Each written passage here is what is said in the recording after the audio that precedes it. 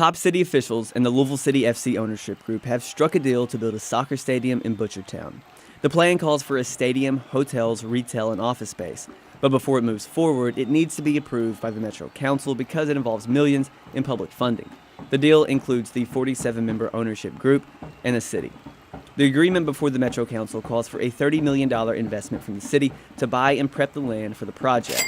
Soccer team owners will be on the hook for $45 million to build the actual stadium. The owners must also pay back to the city $14.5 million over 20 years, at which point they'll own all the land. A big part of this deal is the $100 million in additional private investment the ownership group has pledged to lock in for the offices, retail space, and hotel. And this is where the state of Kentucky could come in. If the additional investment pans out, the owners could get back up to $30 million from the state from the newly created tax revenue if they're approved for certain tax incentives. And when you factor all this in, the dynamics of the deal change. A city official told the Metro Council that the city's $30 million investment represents 16% of the project.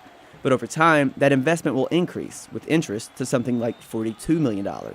The $14.5 million payback from the ownership means the city will ultimately pay out about $27.5 million, though they could get back additional tax revenue once the project is completed. The owners will shell out some $60 million, but stand to receive $30 million back from the state, which can make their total investment not much more than the city's. Experts say this could be problematic because in the end, the city's involvement could be disproportionate, and that could lead to a high financial risk for the city, and ultimately, that would fall to the taxpayers.